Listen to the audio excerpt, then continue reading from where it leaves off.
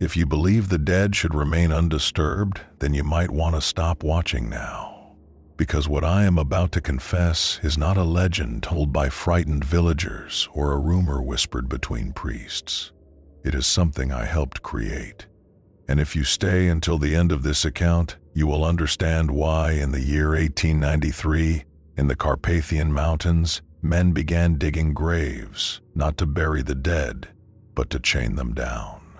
Before we continue, I need you to do something. If you are drawn to stories that were never meant to leave the mountains they were born in, subscribe now. Turn on notifications and comment the word Vukodlak below, so I know you are ready to hear what most archives refuse to print. Because this is not a tale of a beast hunting the living. This is about something that hunted the buried. My name is Luka Petrovich. In the spring of 1893, I was the village gravedigger of Dragomir Hollow, a settlement so remote that even the wolves forgot to howl there. I was paid to close the earth over the dead. That was my duty. Until the morning I opened a grave that I had sealed with my own hands 3 nights earlier and found it empty from the inside. There was no disturbance in the soil above, no claw marks, no collapsed earth, only a coffin split outward, as if something had awakened beneath the ground and pushed its way up through wood that should have held it forever. And I was the one who had nailed that coffin shut. If you think this is another story about a monster roaming the forest, you are wrong. The forest did not bring the Vukodlak to us. We did. I did not shout when I saw the coffin split from the inside, because a man learns quickly in a mountain village that panic is a luxury, and if you waste it too early, you have nothing left when the real terror arrives. I stood in the thin morning fog with my boots half sunk in wet earth, staring down into the grave as if the darkness might explain itself, and I remember how quiet the world felt in that moment, as though every bird and insect had agreed to hold its breath so it could listen to what I would do next. 3 nights earlier, I had buried Annika Drasic, a woman everyone in Dragomir Hollow pretended to respect and secretly feared, because she had lived too long, spoken too little, and looked at people the way a butcher looks at a cut of meat, as if she could see what was hidden under the skin. She died without a priest at her bedside, because Father Illy had been called to a neighboring valley for a birth, and the irony of that, a life beginning while another ended, had not escaped the villagers who watched me hammer nails into the lid. They did not help me lower her into the ground, because they believed she carried misfortune the way other women carried perfume, and misfortune, they thought, could be caught. I had done my work carefully, because carefulness was my only protection in a place where stories moved faster than truth. And I had placed the coffin straight, and I had packed the soil down firm, and I had marked the mound with a plain wooden cross that looked like every other cross in the cemetery, because in Dragomir Hollow, we did not give the dead anything that might tempt them to feel special. When I finished, I had looked at the villagers, and I had seen relief on their faces, the kind that says, "It is done, it is sealed, it is finished," and I had believed them. Now I stood above that same grave and felt something colder than fear, something that smelled like wrongness, like a page in a book where the ink has been smeared and the story no longer follows sense. The soil above the coffin was not disturbed in the way it would be if someone had dug from the top, because there were no spade marks, no loose piles, no collapsed sides, and the wooden cross still stood upright, clean, almost proud, as if mocking me. The grave looked untouched, and that was what made my mouth go dry, because only one direction remained. I climbed down into the grave slowly, because haste would have made it feel like I was running from something, and I did not want the earth to think it had power over me. The sides were slick with moisture and roots, and when I placed my palm against the packed wall, I felt the faint tremble of underground water moving somewhere beyond, like a hidden vein. I crouched beside the coffin, and the first thing I noticed was that the lid was not pried open with tools, not lifted or loosened, but fractured outward along the nail line. The wood bowed and splintered as if something inside had expanded too suddenly to be contained. There was a smell, too, but not the one I expected. I expected rot, or the sour sweetness of decay that clings to clothing and does not leave. Instead, there was a sharp animal odor, like wet fur left too long near a hearth, mixed with something metallic that reminded me of old blood. My stomach tightened, and I told myself it was imagination, because imagination is what villagers use when they want to turn accidents into omens. I leaned closer and saw scratches on the inside of the coffin lid, deep grooves torn through the wood grain, and they were not the panicked scrapes of someone waking in darkness, because they were too deliberate, too long, too evenly spaced, as if whatever made them had taken its time, as if it had known exactly where it was going. I reached into the coffin and my fingers touched fabric, but the fabric was folded, not tangled, and when I pulled it toward the light, I realized it was Annika's burial dress, neatly pressed down as if someone had undressed her with care. And that thought, that someone or something had taken the time to remove cloth from a corpse beneath the ground, made my skin prickle as if ants had crawled under it. I climbed out of the grave and looked across the cemetery, expecting to see footprints, expecting to see some trail leading into the forest. But the grass was beaded with dew and unbroken, and the thin mist lay in sheets between the crooked stones like breath held in a throat. The cemetery sat on a small rise above the village, and from there I could see the rooftops, the smoke from chimneys, the slow, ordinary movements of mourning, and it struck me as obscene that life could continue so calmly while the dead did whatever they pleased behind my back. I walked straight to Father Illy's house, because a gravedigger can handle earth and wood in silence, but he cannot handle the idea of a body moving with intention.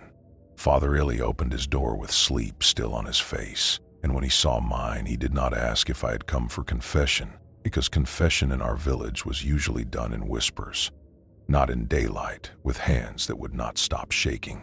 "Father," I said, and my voice sounded like it belonged to someone older, someone who had already watched too much. "I buried her, I sealed her, and now the grave is empty." He did not laugh, and he did not argue, and that was the moment I understood that even he, even a man of God, had been expecting this call for longer than I knew. He crossed himself once, slowly, and stepped aside to let me in, and as I entered his narrow house, I saw, on the table beside his lamp, a book open to a page marked with dried herbs, and the title on the page was a word I had never seen written before, but had heard spoken in the darkest jokes of drunk men: Vukodlak. Father Illy did not deny what I had seen, and that frightened me more than if he had laughed and called it hysteria, because disbelief would have meant ignorance, and ignorance can be forgiven, but recognition means this was something he had already prepared himself for in silence. He closed the book on his table slowly, as though the word printed inside might crawl into the room if left exposed, and when he turned his eyes toward me, I saw not surprise, but resignation, the look of a man who has spent too many nights waiting for the knock that finally comes at dawn. "You are not the first to stand where you stood this morning," he said, and his voice carried a weight that made the air feel heavier between us. "And you will not be the last if we do not act carefully." I felt heat rise in my chest, because my entire life in Dragomir Hollow had been defined by the soil I turned and the graves I closed, and now I was being told that beneath my hands there had been movements I had never known about, histories buried deeper than any coffin. "What do you mean I am not the first?" I asked, forcing my voice to remain steady even as my fingers curled into my palms. If graves have been opened before, why was I never told? He moved toward a small cupboard and removed a cloth bundle, which he unwrapped on the table between us, revealing a coil of rope and a small brass bell, dulled with age and marked by faint scratches, as though it had once been tied and untied too many times. "My grandfather kept these," he said quietly, "and his father before him. They were not part of any church teaching, but they were used in times when the dead did not remain obedient." The phrase unsettled me, because obedience implies choice, and choice implies will. They believe that when something rises from a grave, It does not wander without purpose," he continued. "It returns to what it remembers, to what it envies, to what it despises, and before it leaves entirely, it stirs beneath the earth." He lifted the bell and placed it in my hand, and its small weight felt wrong, as though it contained more than metal. "They tied bells to the wrists of the newly buried," he said, "so that if the body moved, even slightly, the ringing would carry through the soil at night." It was crude, but it gave warning. I imagined the cemetery filled with faint metallic tremors beneath the ground, a chorus of restless graves, and the image tightened my throat. "You expect me to tie bells to corpses?" I said. "I expect you to understand that Annika's grave was not opened by accident," he replied. "And I expect you to consider that something disturbed her before she ever disturbed the earth." The implications settled between us like ash. "Someone robbed her," I said, the thought forming fully for the first time. "Someone opened that coffin before she did." He did not nod, but he did not deny it either. "There have been whispers," he admitted. "Travelers passing through who pay for charms made from bone or hair. Men who believe they can profit from what should be left untouched. Desperation makes people bold, and boldness in a place like this invites consequences." My stomach turned as I recalled the carefully folded burial dress, the deliberate scratches inside the coffin lid, the absence of panic in the marks. "If she was disturbed," I said slowly, "then whatever rose was not hunger alone." Father Illy stepped closer, lowering his voice even though we were alone. "There are old stories," he said. "They speak of the Vukodlak, not as a beast born in the forest, but as something awakened when the boundary between the living and the dead is violated. It is not summoned by the moon alone, it is provoked." The word lingered in the air, heavy and final. "And if it has been provoked," I asked, "how do we stop it?" He rewrapped the rope and the bell carefully. "First," he said, "we confirm whether Annika was the only one disturbed. If another grave shows signs of tampering, then this is not an isolated misfortune. And if we find more, then we must decide whether to protect the living from the dead, or the dead from the living." As we stepped outside together, the village looked unchanged, but every face I passed felt altered, every glance potentially guilty, because somewhere among us might be the man who thought he was stealing from silence, and instead tore open something that did not forgive. And as we walked toward the cemetery, I could not shake the feeling that whatever had left Annika's grave was no longer beneath the earth, waiting to be discovered.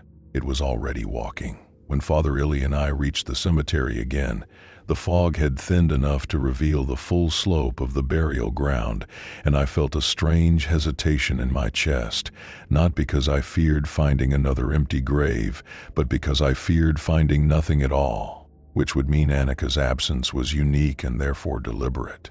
We did not speak as we walked between the crosses, because even the act of conversation felt like an invitation to be overheard by something that no longer required lungs to listen. The soil was damp but undisturbed across most of the grounds, and for a brief, dangerous moment, I allowed myself to believe that whatever had happened was contained within a single coffin. Then I saw it. At the far edge of the cemetery, near the crooked birch tree where the earth never seemed to settle properly, a mound sat slightly uneven, not collapsed, not obviously torn apart, but subtly altered, as though the ground had exhaled and never quite drawn breath again. I knew the grave immediately, because I had buried young Mikhail Radovic there just 2 weeks prior, after he drowned in the river during a spring thaw that swept him beneath broken ice. I approached slowly, feeling Father Illy's presence behind me, and as I knelt beside the mound, I pressed my palm against the soil and felt something colder than morning dew, a chill that seemed to radiate upward from beneath rather than downward from the air. The wooden cross leaned slightly to one side, and when I straightened it, the earth around its base crumbled more easily than it should have. We dug carefully, not with shovels, but with our hands at first, because the sound of metal biting soil felt too violent. And as we cleared away the top layer, I saw that the coffin lid below had not been split like Annika's, but pried open and forced back down again, as though whoever disturbed it had intended to conceal the act. When I lifted the lid this time, my breath caught not because it was empty, but because Mikhail's body lay within exactly as I had placed it. His hands folded, his face waxen and still, his burial clothes intact. Relief washed through me so quickly, it almost felt like weakness, but it lasted only until I looked closer. His fingernails were broken, not chipped by burial, not softened by decay, but snapped at the edges, as though he had clawed at something hard before he died, or after. The inside of the coffin lid bore faint scrape marks, not deep enough to fracture wood, but deliberate, restless. And around his wrists were thin bruises that I had not noticed before, dark bands encircling pale skin. Father Ilian hailed sharply behind me, and I did not need to look at him to understand what he was thinking, because I felt it too, the growing pattern that connected these graves like threads pulled too tight. He did not drown struggling, the priest murmured. These marks were made later. A quiet dread began to settle over me, because if someone had opened Mikhail's coffin and returned him to it, they had done so with patience, and patience is not the quality of a frightened man, but of someone confident in secrecy. We are not looking at a creature acting alone, I said slowly, and the realization tasted bitter in my mouth. We are looking at hands. The wind shifted through the birch leaves, carrying with it a faint smell that reminded me of Anaka's empty coffin, that sharp animals scent beneath the earth, and for the first time I wondered whether the Vukodlak was not something that emerged fully formed from a grave, but something that grew stronger each time the boundary was crossed. I replaced the lid carefully and covered the coffin again, smoothing the soil as though pretending none of this had happened. But as I stood and looked across the cemetery, I felt certain that what we were uncovering was not merely a haunting, it was a transaction. And someone in Dragomir Hollow had already been paid. By evening, the village carried a tension that could not be named aloud, but was felt in the way conversations ended abruptly when strangers approached, and in the way doors were shut more firmly than usual, because secrets do not remain buried long in small communities. They leak through glances and unfinished sentences. Father Ilya and I had agreed to speak to no one until we understood more, yet understanding is a fragile thing when suspicion begins to attach itself to familiar faces. And as I walked home from the cemetery, I found myself studying every man's boots for fresh soil and every pair of hands for splinters or bruises. It was near the old grain store that I saw Stefon Markovich standing alone beside a cart, his shovel resting against the wheel, and I felt a tightening in my chest that had nothing to do with evidence and everything to do with instinct. Stefon was not a cruel man, but he was a desperate one, and desperation leaves marks that are harder to wash away than dirt.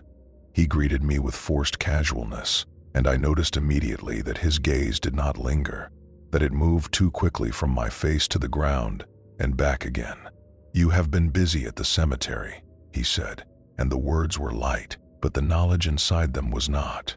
"How would you know that?" I replied evenly. He shrugged, yet his fingers tightened around the handle of the shovel, pressing hard enough that the knuckles whitened. "People talk," he said. "They say you went there twice today." The statement hung between us, and I realized that whatever had been done beneath the earth was already brushing against the surface of the village, stirring fear like a stick through coals. I stepped closer, not in accusation, but in quiet confrontation. "Did you open a grave?" I asked, my voice low enough that only he could hear. For a moment he did not answer, and in that silence I saw calculation flicker across his face, the weighing of denial against confession. Then he laughed, but the sound came too quickly, too sharp. "You think I would disturb the dead?" he said. "For what? Bones and old cloth." "For money," I replied. His jaw tightened, and the laughter vanished as if it had never existed. "You know nothing," he muttered. Perhaps he was right, because I did not know whether Stefan had pried open Mikhail's coffin or disturbed Annika before her burial, but I did know that something had been taken, and that removal had not been random. "Be careful what you dig up," I told him quietly, and as I walked away, I felt his eyes on my back, heavy and unblinking. That night, as I lay awake in my small house at the edge of the village, I heard a sound carried faintly on the wind, a metallic tremor so subtle I might have mistaken it for loose wire or distant livestock. But it did not repeat irregularly. It rang once, then twice, then stopped, and it came from the direction of the cemetery. I did not wake the way a man normally wakes, drifting slowly out of sleep with thoughts of bread and work and weather, because the sound that pulled me upright in the dark was not loud enough to be real and not soft enough to be a dream, and it carried that particular cruelty of a noise that seems to come from inside your own skull, even when it is traveling across distance. I sat on the edge of my bed with my feet on the cold floorboards, holding my breath the way you do when you are listening for an animal outside your door, and then I heard it again, a faint metallic ring that did not belong to goats or carts or any ordinary village life, because it was too precise, too clean, too patient. It came from uphill. It came from the cemetery. For several heartbeats I argued with myself, because there is a kind of wisdom in refusing to meet the night on its own terms. And yet there is a deeper wisdom in understanding that refusing a warning does not cancel the danger. It only guarantees you will meet it later, when it has had time to prepare. I lit my lantern, pulled on my coat, and stepped outside into air that smelled like wet stone and pine resin. And the village lay dark and still, the windows unlit, the chimneys quiet, as if every family had agreed to pretend the world contained nothing unfamiliar. The path to the cemetery climbed through birch and spruce, and as I walked, I kept my lantern low, not because I feared being seen by people, but because I feared being seen by something that did not blink. The ground was slick with dew, and twice I nearly slipped, but I forced myself to move slowly, because haste makes a man loud, and loudness in the mountains is an invitation for the wrong kind of attention. When the cemetery fence came into view, I stopped at the gate and listened, and the ringing did not continue in a steady rhythm, the way an animal bell would, but pulsed irregularly, as if the sound were triggered by sudden movement and then swallowed by soil again. I stepped inside and let my lantern sweep across the crosses, and everything looked ordinary at first. The same uneven stones, the same leaning markers, the same grass that had grown stubbornly around the dead, as if life were trying to reclaim them. Then I saw Father Illy standing near the birch tree at the far edge, his silhouette stiff and narrow, and I realized I was not alone, which should have comforted me, but instead made the dread deepen, because he would not have come here at night unless he had heard the bell too. He did not greet me with words, because words are clumsy in places like this, so he simply lifted his hand and pointed toward a mound I recognized immediately. And I felt my mouth go dry because it was not Annika's grave, and it was not Mikhail's grave, but the grave of old Petr Bozin, a man buried last winter who had died peacefully in bed after a long life, which meant this could not be explained away as some strange accident linked to a single person's curse. The bell rang again, faint but unmistakable. I moved toward Petr's grave with Father Illy close behind, and as we knelt together and pressed our palms to the soil, the sound seemed to vibrate through the ground itself, like a trapped insect beating against a jar. Father Illy began whispering a prayer, not loud enough to carry beyond our bodies, and I began digging with my hands, scooping damp earth away in frantic silence, because now the bell was ringing more often, and I understood with sudden clarity what those old men had feared when they invented this cruel method of warning. It was not a bell meant to prove the dead were alive. It was a bell meant to prove the dead were not alone. When we reached the coffin lid, the ringing stopped abruptly, as if whatever moved beneath had gone still to listen.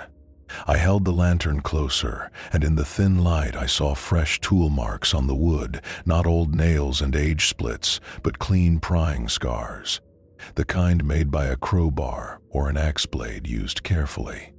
My chest tightened, and I looked at Father Illy, and he looked back at me with an expression that was almost grief, because this was no longer about legends. It was about deliberate hands returning again and again to the same forbidden work. Then, from the tree line beyond the fence, I heard a low sound that was not wind and not an animal call, a slow exhale that carried the wet thickness of a throat too large to belong to any man, and it came with a scent, that sharp animal musk mixed with metal, like blood left on cold iron. Father Illy's prayer faltered. And in that moment, with my hands on the coffin and the night holding its breath around us, I understood that the ringing bell was not warning us about movement beneath the earth. It was calling something toward it. We did not open Petter's coffin that night, not because curiosity had suddenly left me, but because the sound from the tree line had shifted something inside my body. A primitive instruction that told me survival mattered more than answers. And I did not want to be kneeling in an open grave if the thing that breathed behind the fence decided to step into the lantern light. Father Illy pulled me back by the sleeve with a grip that surprised me, and we covered the exposed wood with soil in a clumsy rush, smoothing the mound just enough to hide what we had seen, and then we left the cemetery without turning our heads, because turning your head is what you do when you believe you have time. In the village, the first pale hint of dawn began to bruise the horizon, and the world looked almost kind again, which is how evil survives, by letting the morning pretend nothing happened during the night. Father Illy insisted we needed a human thread to pull, not another grave to tear open, because whoever had pried at Petter's coffin had done so recently, and that meant someone in Dragomir Hollow was moving around while decent people slept, and decent people, I was beginning to realize, were the easiest ones to use. We went to the smokehouse behind the inn, because that was where men gathered before sunrise to trade work and rumor. And if you wanted the truth in this village, you had to stand near the lies and listen carefully for what they tried to hide. The smokehouse door creaked when I pushed it, and inside the air was thick with cured meat, old ash, and that sour warmth of bodies crowded too close. A few men turned to look at me, and their eyes slid away quickly, as if they feared what my presence might imply. Stefon Markovich sat near the back, not drinking, not laughing, simply staring into his hands as though he were trying to scrub something invisible from his skin. And next to him sat Melina Varga, the innkeeper's sister, a woman known for keeping her mouth shut about everything except what mattered, which made her the most dangerous kind of witness. I did not confront Stefon immediately, because direct accusation makes people defensive and defensive men become loud, and loudness brings the entire village running, and I needed this contained. Instead, I asked for water, and I let my gaze drift across boots and cuffs and fingertips, searching for soil, for splinters, for fresh cuts. Most hands were clean, too clean perhaps. Then I noticed Stefan's thumb, bandaged poorly, the cloth stained faintly brown. Milena watched me watching him, and she stood slowly as if her joints ached, then moved toward the side door with a basket in her arms. And when she passed close enough, she whispered my name without turning her head. "Luca," she breathed, and her voice was thin but steady. "If you want the truth, come behind after." I waited until the men returned to their low conversations, then slipped out as though I needed air, and I followed Milena around the building to the backyard, where wood piles sat stacked and the smoke curled upward like a slow signal. She set the basket down and faced me fully, and in the morning gray, her eyes looked older than they should have. "I saw someone," she said, and she did not add drama to the statement, which made it land heavier. 2 nights ago, after midnight, I woke because the dogs stopped barking, and when dogs stop barking here, it means they have either died or they have recognized something they cannot fight. My throat tightened, but I held myself still because I did not want to interrupt the shape of her memory. "I looked out from the back window," she continued, "and I saw Stefan walking uphill with a lantern covered in cloth, so it would not throw light far. And he was not alone, Luca, because behind him, moving at the edge of what my eyes could hold, there was a figure that did not walk like a man, not because it ran on all fours, but because it walked too smoothly, like it was learning the weight of a human body from the inside. The hair on my arms rose, and I hated myself for needing more.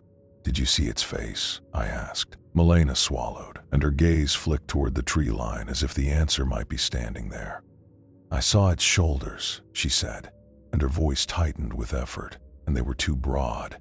And I saw its head tilt toward the cemetery gate as though it recognized the place.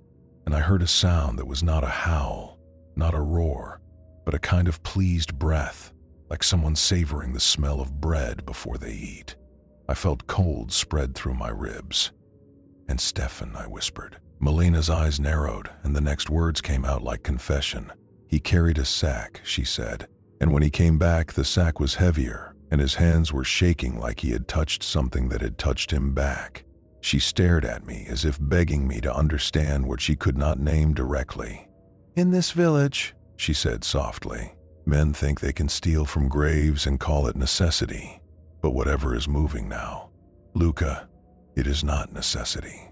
I looked past her toward the cemetery hill, and for the first time since I opened Annika's empty coffin, I felt the storyline snap into a shape I could follow, and that clarity did not comfort me, because clarity meant we finally knew where to aim our fear. It also meant we were already late. I did not confront Stefon in the open square, nor did I drag him by the collar to Father Illy like a criminal caught stealing bread, because this was not bread, and it was not theft in the simple sense. And whatever had attached itself to his actions was larger than pride or punishment. So I waited until dusk, when the sky turned the color of bruised plum and the village withdrew into doorways and shadows. I found him behind his house splitting wood, each strike of the axe landing with unnecessary force, as if he were trying to convince himself that strength could undo what fear had already claimed. He did not look surprised to see me, which told me that guilt had been pacing beside him all day. "You should not be near the cemetery at night," I said quietly, and I watched the way his shoulders tightened before he turned. "I go where I please," he replied, but the words lacked conviction, and his eyes flicked once toward the forest line behind the houses, measuring distance. "You opened Mikhail's grave," I said, not as accusation but as fact. The axe remained embedded in the log between us, and for a long moment he stared at the handle as if deciding whether to pull it free or leave it buried. When he finally looked at me, something in his expression had broken loose. "I did not mean to wake it," he said.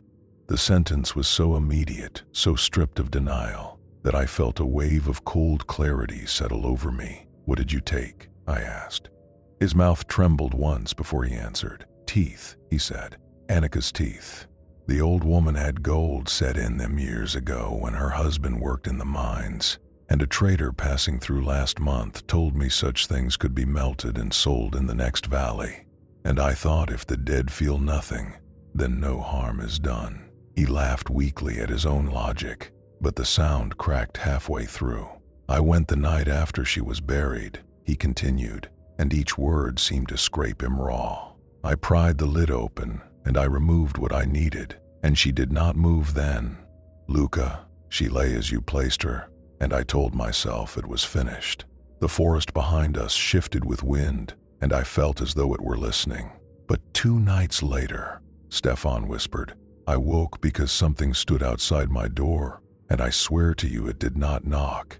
It only breathed, and the breathing sounded patient, like it knew I would open eventually." His hands were shaking now, not from the cold. "I did not open the door," he said. "I waited until dawn, and when I stepped outside I saw tracks in the dirt, not wolf tracks, not man's tracks, but something that pressed too deep, as if it carried more weight than flesh." "And yet you went back," I said. His eyes widened slightly. "I thought if I returned what I took," he said, "if I placed it back in the grave, then whatever had noticed me would lose interest." A slow understanding formed inside me. "You returned to the cemetery with a sack," I said. He nodded once. "And it followed," he whispered. The air seemed thinner around us. "What did you see?" I demanded. He swallowed hard. "I saw her shape standing near the fence," he said. "Not as she was in life, not bent and narrow, but taller, broader, as if the earth had stretched her into something else. And when it turned its head toward me, I saw teeth that were not gold anymore. Luca, they were long and white and wrong. The axe slipped from the log and fell to the ground between us. And when I placed the teeth back into the coffin, he finished. It did not attack me. The silence that followed felt like judgment. It watched. That night there was no mist, no soft cover of fog to blur outlines or soften fear, and the moon rose clear and bright above the Carpathian peaks, casting long skeletal shadows across Dragomir Hollow, as though the mountain itself had decided to reveal what daylight concealed. Father Illy insisted we return to the cemetery before full dark, not to dig, not to search, but to confirm whether Stefon had truly returned what he stole. Because if the boundary had been crossed twice, then something had already learned how to use it. We moved uphill with purpose, neither of us speaking Stefon's name again, because speaking it felt like summoning attention. The cemetery gate stood slightly ajar, though I knew I had closed it the night before, and I felt a weight in my stomach that told me we were no longer investigators but participants. Annika's grave looked undisturbed at first glance, the soil smooth, the cross upright, the earth obedient in its silence. I knelt and pressed my palm to the mound, and beneath my hand I felt something faint, not movement, not vibration, but warmth. Warmth. I pulled my hand back instinctively, and Father Illy saw the change in my face. "It is not possible," he murmured. "Neither was the empty coffin," I replied. Before either of us could decide whether to dig again, a sound came from behind us, not from the forest this time, but from within the cemetery itself. A slow crunch of gravel under weight, deliberate and unhurried. We turned together. At the far edge near the birch tree, a figure stood between the crosses, tall enough that its shoulders aligned with the lowest branches, its posture upright but subtly wrong, as if its joints bent with too much confidence. Moonlight struck its outline first, revealing breadth and height beyond any man in the village, and then its head tilted slightly to one side in a gesture that was almost curious. I could not see its face clearly, but I saw the pale glint of teeth. It did not charge. It did not snarl. It simply stood there, and in that stillness was something far more terrible than violence, because it suggested awareness. Father Illy began to pray again, but the words felt small against the night, and the figure took one slow step forward, and I heard the soft scrape of claw against stone. Its breathing reached us then, steady and deep, and beneath it was another sound, faint but unmistakable, the tiny metallic tremor of a bell, not buried, not beneath the earth, hanging from its wrist. And as it lifted its arm slightly, as though in acknowledgement, the bell rang once, clear and bright in the cold mountain air. It had learned. It had taken the warning meant to expose it and made it part of itself. And in that moment I understood that the Vukodlak was not merely awakened by violation. It evolved from it. And now it was standing within the graves, not as something summoned, but as something that had chosen to remain. When the bell rang from its wrist and the sound carried cleanly through the cold mountain air, something inside me shifted from terror into a strange, sharp clarity, because fear is chaotic, but recognition is precise. And what stood before us was not merely a beast shaped from curse and claw, but a response, a correction given form.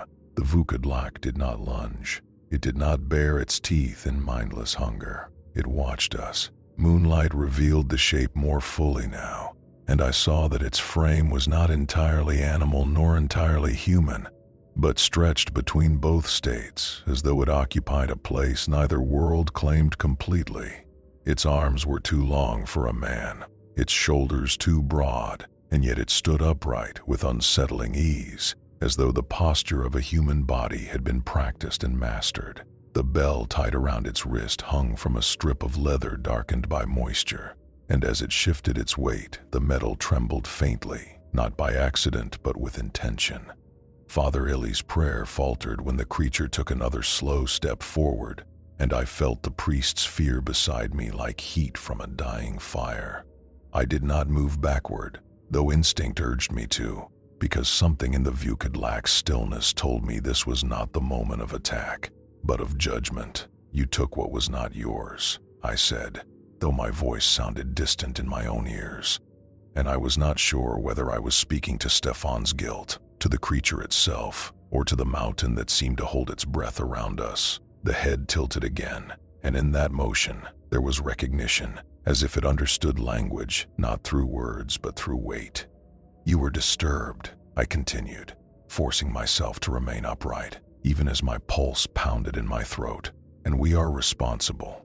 The Vukodlak exhaled slowly, and the breath that left its body carried the scent of damp earth and iron, a smell that was not decay but transformation, and I realized with sudden dread that this was not a corpse animated by spite, but something shaped by violation and sustained by it. Behind us, I heard hurried footsteps, and when I glanced back, I saw Stefon running toward the cemetery gate, his face pale and desperate, because guilt always returns to witness its consequence. He stopped short when he saw the figure among the graves, and whatever fragile denial he had been clinging to shattered visibly.